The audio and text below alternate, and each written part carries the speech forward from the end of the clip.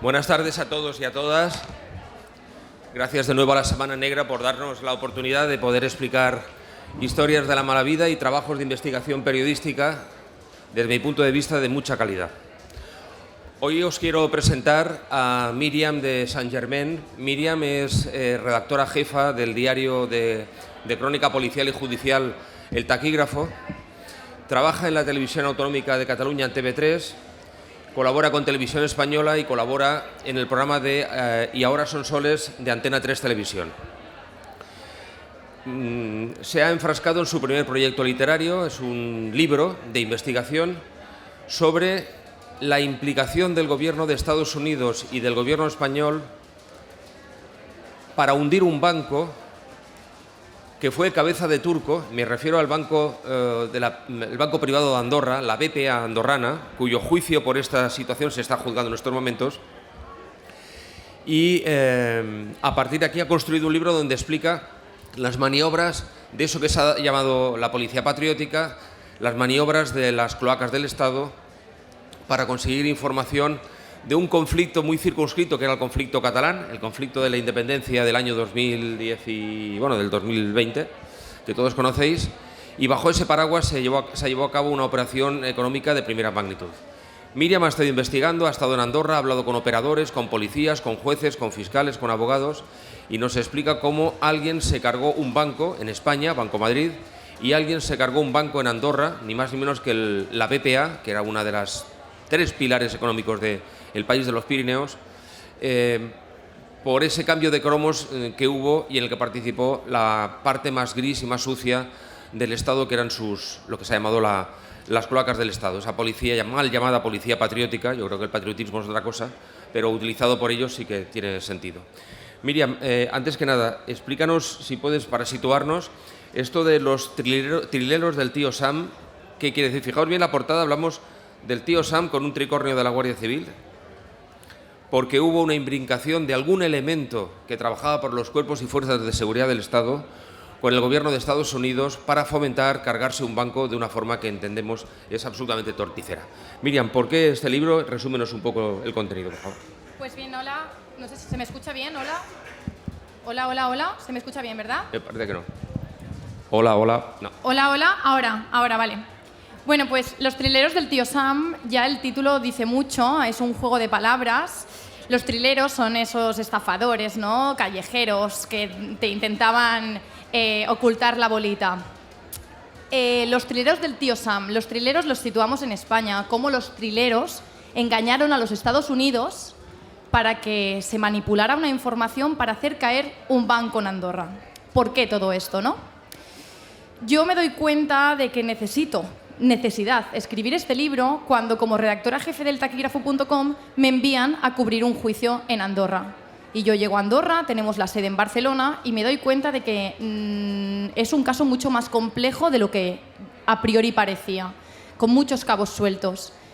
Entonces empiezo a ver en prensa de años atrás, cómo empiezan a haber ciertos rumores de documentos cocinados por la policía patriótica, por la cúpula de M. Rajoy, sobre cómo hacer caer al banco para conseguir información sobre los Pujol, Artur Mas, Oriol Junqueras. Esto que parece extraño, ¿no? ¿Por qué querían información de esta gente en Andorra, si esta gente vive en Cataluña, ¿no? Pues la querían porque estaban convencidos desde la policía patriótica que en ese banco es donde escondían todas las cuentas, donde recibían el dinero y las mordidas y el dinero negro. Entonces yo aterrizo en Andorra para cubrir un juicio a priori contra 24 extrabajadores de un banco y me doy cuenta de que es mucho más que eso.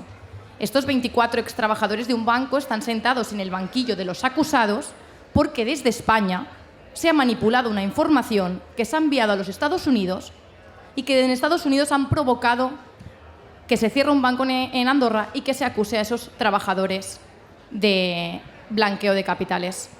Claro, los trileros. ¿Por qué los trileros, no? Porque España juega la bolita y Estados Unidos no la encuentra la bolita, no encuentra la trampa y se cree, y se la cree, y se cree el juego, y se cree la trampa, y se cree la estafa, ¿no? Lleva el típico gorro de la Guardia Civil, ¿no? Porque parte de esa manipulación se cocinó en lo que todos conocemos como la policía patriótica, ¿no? en la que participaron agentes de cuerpos policiales que han hecho mucho daño a los cuerpos policiales porque han manchado el honor, han manchado el buen trabajo que hacen en muchas otras disciplinas. Entonces, Los trileros del tío Sam viene a resumir esta maniobra, esta cocina sucia, sobre cómo desde España se manipuló al tío Sam para que el tío Sam interviniera un banco en Andorra con el único fin de acabar con el independentismo. Yo, la primera vez que subí a Andorra, tuve la necesidad, como os comentaba, de escribir este libro, porque me di cuenta de que el juicio que yo estaba cubriendo sobre los trabajadores del banco que se vieron afectados había mucho más, ¿no? Y para hacer mi labor como periodista de investigación y de tribunales, necesitaba saber qué había detrás para poder informar lo mejor posible. Es entonces cuando Carlos y yo nos ponemos a ver qué podemos hacer, ¿no? Yo le traslado mis inquietudes y al final es un libro de investigación periodística, donde empiezo con una anécdota que resume muy bien la manipulación que desde las cloacas del Estado se hizo para presionar tanto al gobierno de Andorra como al banco para dar una información. Cuando no reciben esta información es cuando se crea toda la artimaña con los Estados Unidos. Yo en este libro hay una primera parte analítica y hay una segunda parte de mucho contexto, mucha literatura y mucha narración, donde intento poner un poco de adorno bonito a esos datos que yo hablo en la primera parte. Pero no deja de ser un libro de investigación periodística que lo que pretende es resumir un conjunto y aportar nuevos datos, pero un extra, ¿no? Pero resumir con este extra un montón de informaciones que habían salido en prensa y que eran rumores, que había unos audios de Villarejo por aquí, unas filtraciones de Marcelino Martín Blas por allá, aunarlo todo en un libro que de forma fácil aquellos que estén interesados en saber cómo el procés, cómo toda esa guerra sucia entre las cloacas del Estado y los independentistas afectaron mucho más allá de las fronteras del Estado, ¿no? De las fronteras españolas, implicando a un banco andorrano, incluso implicando la participación necesaria de los Estados Unidos, del tío Sam, para acabar con todo ello. Quería hacer dime si estoy en lo cierto o no. Vamos a ver. La policía patriótica necesita información de los tejemanejes sucios de líderes independentistas. Pongamos Pujol, pongamos la familia Pujol. Creen que están en un banco. Creen que están en BPA. Van al banco y no reciben información. Y le dicen, o nos dan la información o te cerramos el banco. Así fue. Pero esto es increíble, es decir, este es el poder del Estado, es decir, así funcionan las cosas. Es más, no solo fue así, sino que hay audios donde se demuestra que fue así. No es así porque los acusados dicen que fue así, no. Es así porque Marcelino Martín Blas, bajo un seudónimo, se reúne en un hotel de Madrid con el que era el CEO, el director del Banco de Andorra, y le dice... Marcelino Martín Blas, comisario de policía. Comisario de la Policía Nacional, Asuntos Internos era. Se reúne con el director del banco en un hotel de Madrid, en el Hotel Magna de Madrid, y le dice, literalmente, lo resumo, pero la conversación de 1 hora y pico se resume en: o me das la información de los Pujol o Estados Unidos se va a cargar el banco. Y eso se lo dice 1 año antes de que sucediera. Y finalmente Estados Unidos se cargó el banco como habían amenazado, había amenazado Marcelino. Se cargan el banco Estados Unidos porque Estados Unidos informa al gobierno andorrano, dice tener información que en ese banco se está blanqueando dinero de mafia rusa, de mafia china, de venezolanos, grandes enemigos del tío Sam, y por simpatía de algunos políticos españoles, ¿no? Sí, desde España se hace muy bien y se camelan al tío Sam de la mejor manera posible y citan a los grandes enemigos de los Estados Unidos, ¿no? Y le dicen, miren, es que la BPA, que es el banco afectado, donde pensaban que tenían las cuentas todos los independentistas, está blanqueado de dinero de los chinos, de los venezolanos, de los rusos. Claro, están dando los grandes enemigos de Estados Unidos, ¿no? Y entonces, cuando Estados Unidos recibe esta información, dice, alerta, cuidado, se nos ha pasado por alto que tenemos aquí en Andorra, que no sabían situar Andorra en el mapa, pero bueno, que hay un sitio que se llama Andorra, que está blanqueando dinero de nuestros grandes enemigos. Entonces, claro, ¿qué hace el tío Sam? ¿Qué hace el Tesoro norteamericano? Le dice a Andorra, cuidado, que tenéis aquí un banco que mira lo malos que son, que están blanqueando dinero de toda esta gente. Y hay parte de verdad en esto. Había chinos, venezolanos y rusos que eran clientes de este banco y de otros muchos de Andorra. Pero hay otra parte que no contaron, y es que había ya investigaciones abiertas sobre estos presuntos casos de blanqueo que nunca se ha podido demostrar. Entonces, claro, Andorra cierra el banco de forma inminente y con los años se ha podido ver que ese gran blanqueo, ese gran temor que le tenían los Estados Unidos a este banco de Andorra, finalmente ha quedado en la nada, y los presuntos casos de blanqueo que motivaron el cierre del banco han sido humo. Y todos los... Corrígeme, voy... Quisiera puntualizar una cosa. Cuando hablamos de blanqueo de capitales, es un término que se utiliza mucho periodísticamente y que los que tienen conocimientos económicos o financieros y demás, es un término que manejan con cierta facilidad. Pero, sin embargo, creo que lo utilizamos, en general lo utilizamos y lo conocemos poco. O sea, lo utilizamos mucho y lo conocemos poco. Para blanquear dinero, primero el dinero tiene que ser sucio. Parece obvio. Por lo tanto, yo tengo un dinero sucio en tanto que he obtenido dinero vendiendo droga, por ejemplo. Entonces, me llevo un fajo de billetes de ese delito que es el de narcotráfico y tengo un fajo de billetes. O atraco un banco y tengo un fajo de billetes. Ese fajo de billetes de mi atraco, es decir, del delito antecedente, es el que tengo que blanquear. Quiere decirse introducir en el circuito económico, volver a meterlo dentro del circuito económico. Se sospechaba que ese banco era el embudo al que iba a parar ese dinero para ser blanqueado y retornado ya limpio para poder ser utilizado con normalidad en el circuito económico de Andorra o de España o de lo que fuera. Sin embargo, no se ha probado que ni uno de los millones bajo sospecha, y hablo de centenares y centenares y centenares de millones de euros bajo sospecha en las cuentas de la BPA, procedan de un delito antecedente. Pueden proceder de un delito fiscal, es decir, que un empresario caradura en Barcelona, en Madrid, en Gijón o donde sea, se lleve el maletín a Andorra y meta un dinero allí sin declarar. Eso es un delito en España. Pero nos guste o no nos guste, no es delito en Andorra. Ahora ya es delito en Andorra, pero en el momento en el que se cometieron los hechos no lo era. ¿Y qué ha resultado? Todas estas causas judiciales que señalaban a BPA y que estaban siendo investigadas y que fueron el anzuelo para poder intervenir el banco con el objetivo, ya os recuerdo, de conseguir estas cuentas, han acabado siendo fraude fiscal, un fraude que en Andorra, en el momento de los hechos, no era delito. Por lo tanto, no era blanqueo de capitales, que tiene que proceder, como decía Carlos, siempre de un delito, ¿no? Un delito que nos dé este beneficio, que tengamos que introducir luego el dinero negro, el dinero sucio, en el mercado legal.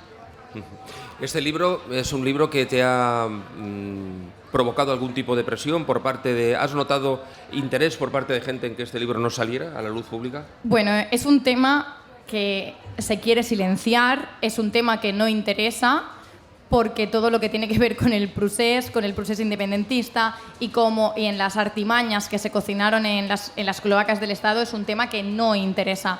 Por lo tanto, yo directamente no he recibido ningún tipo de presión, pero sí que me consta que no era bien recibido en algunos sectores, que tenían cierto resquemor en saber quién era esta niña, porque claro, yo para ciertas esferas soy solo una niña.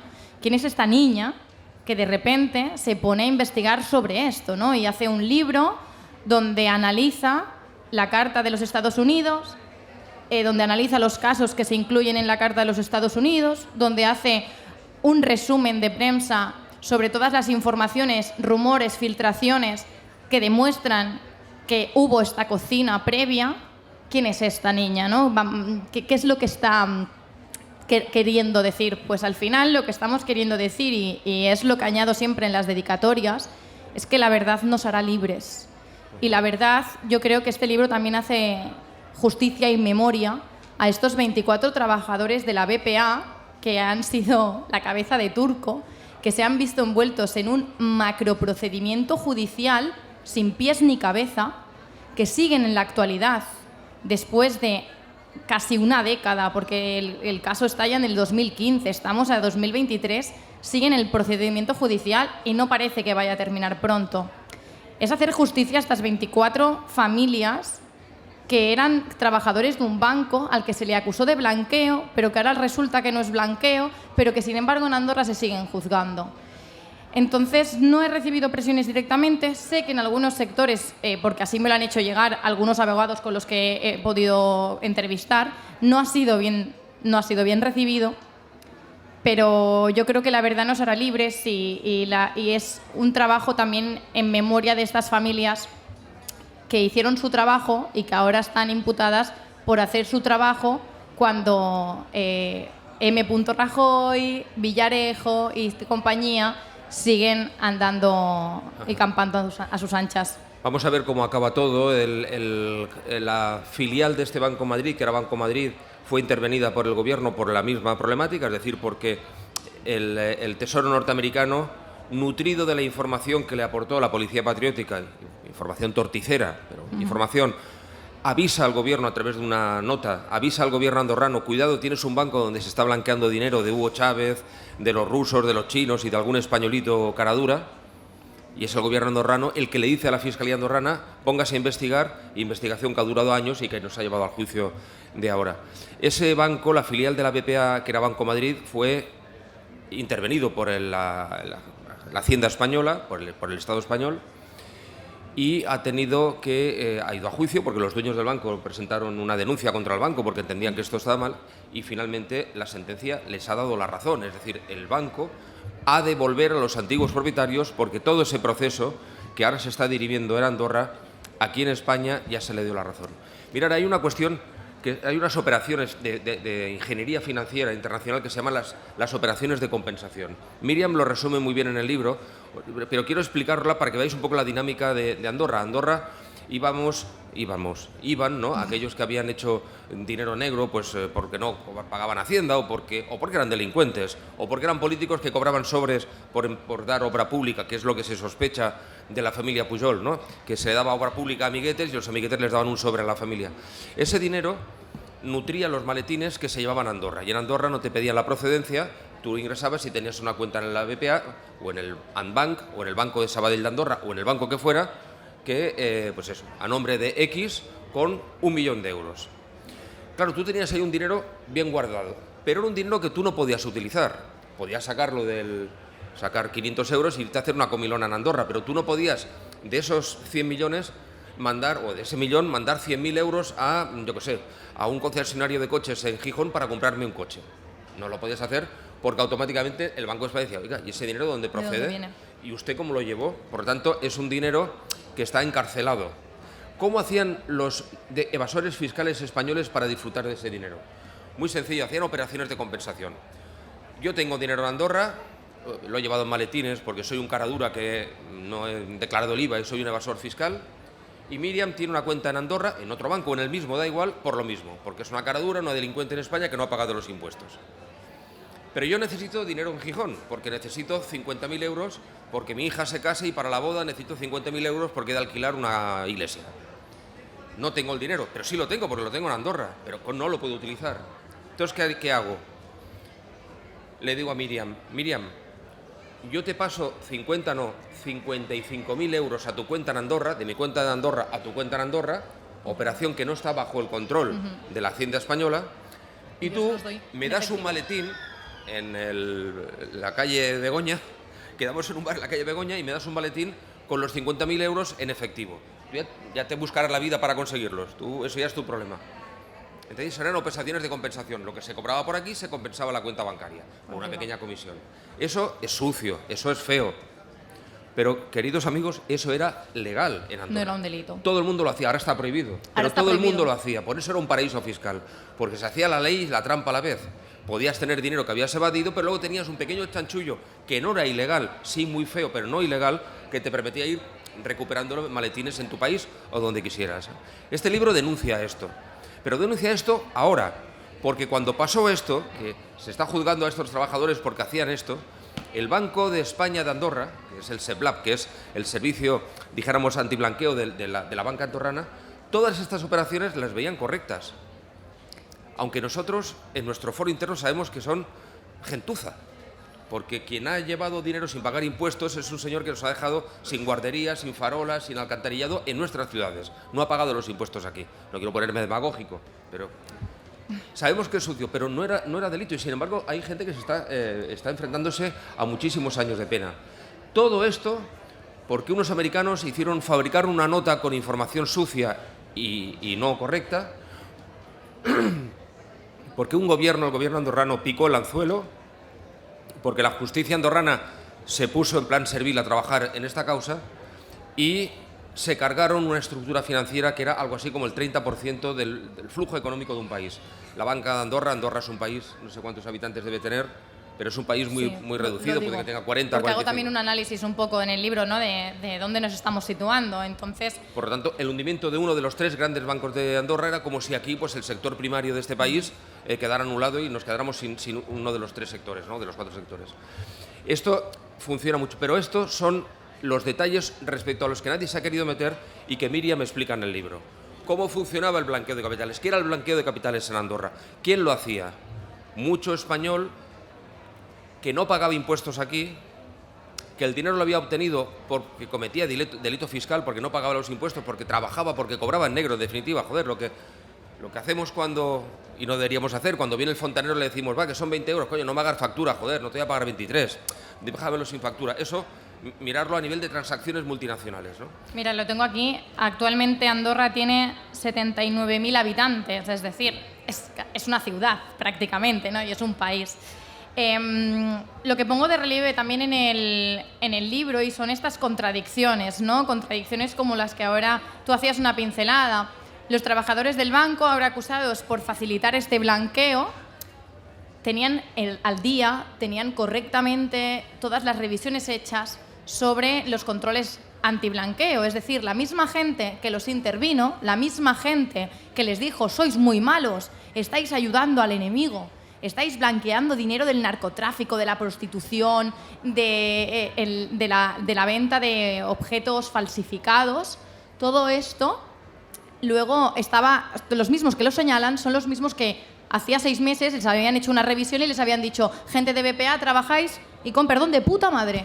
Está todo correcto, ¿no? ¿Y cómo puede ser que 6 meses después esta gente sea la primera que les diga, los norteamericanos nos han dicho esto, sois malos, malísimos? Y de esta gente que en principio revisaba los mecanismos de control del banco y que dijeron que estaba todo en orden, no hay ninguno sentado en el banquillo de los acusados. Y en el banquillo de los acusados está sentada pues la chica que tenía clientes y que les hacía las operaciones de compensación, repito, que eran legales en Andorra. Estaba el gestor que llevaba tus cuentas, está el director del banco también, por supuesto, pero están los trabajadores que yo estuve en la declaración de una de ellas que le decía al fiscal, señor fiscal, es que yo no soy superhéroe. Quiero decir, yo no tengo una bola mágica para adivinar de dónde procede el dinero de mi cliente. Si mi cliente me trae toda la documentación en regla y desde el organismo de regulación antiblanqueo me están diciendo que lo estoy haciendo bien,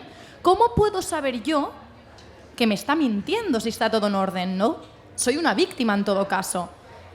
Entonces, claro, hay ciertas contradicciones que también explico en el libro, como que luego el Tesoro norteamericano retira la nota y dice, ay no, es verdad, igual nos hemos equivocado, y aún así esos 24 trabajadores siguen en el banquillo de los acusados. Por cierto, la familia Pujol sí tenía cuentas en Andorra, pero no tenía cuentas en el BPA.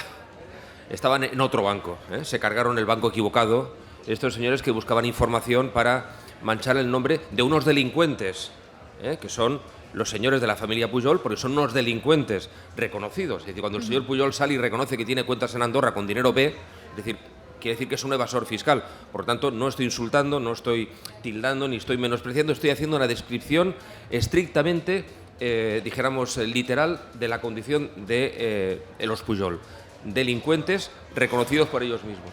Claro, esta situación no deja de ser kafkiana porque se buscaba algo en un sitio, se destrozóse algo, se entró aquello como con el 7º de caballería en la granja y se destrozó buscando el lingote de oro, y el lingote de oro estaba en la granja de al lado. Y no hizo falta porque el propio... Bueno, el trabajo de la prensa, ¿no? Ese trabajo antes comentábamos en una mesa anterior, ese trabajo de la prensa un tanto impertinente. Como impertinente es este libro no es un libro cómodo. Van a leer, si tienen la oportunidad de leerlo, no van a leer un libro novelado, almibarado sobre la condición humana y tal, no, van a ver un libro en el que las bajezas humanas, los intereses políticos y la falta de escrúpulos mueven buena parte de los hilos, no me dejarás mentir, Miriam, de lo que es la economía y las finanzas a nivel supranacional, ¿no? El juicio del caso BPA se está celebrando en estos momentos. Yo os invito a que recordéis, si os ha interesado el contenido de lo que Miriam ha explicado, de lo que está explicando en su libro, porque quizá dentro calculamos que para diciembre, ¿no? Así tendremos sentencia, noviembre, diciembre, quizá enero. Esperemos, porque el juicio empezó en junio del 2021 y se prevé terminar en diciembre del 2023. O sea, imagínense la barbaridad, ¿no? y las sesiones y sesiones que han tenido que soportar los trabajadores. Se espera que haya una resolución relativamente breve, dentro de poco tiempo. Por eso no descarto el poder hacer unos Trileros 2 donde se resuma un poco todo lo que ha pasado en este juicio, ¿no? En estos más de 2 años de juicio. Simplemente deciros que si os acordáis de esta presentación de Miriam de Saint-Germain, de su libro Los Trileros del tío Sam, cuando veáis, como yo creo que va a suceder, como nos sugiere la lectura de este libro, una sentencia absolutoria, el gobierno andorrano va a tener que pagar a la familia a la que le robó un banco más de 700 millones de euros, y eso es una barbaridad para el Producto Interior Bruto de un país. Se habrá explicitado uno de los ridículos judiciales y políticos más grandes de la historia de la Europa moderna. Y ruego que se acuerden de esta joven periodista, porque esta joven periodista, en una humilde mesa de una magnífica jornada de sesión de la Semana Negra, ya nos lo anunció. Muchísimas gracias por todo y un fuerte aplauso a la autora, por favor. Gracias.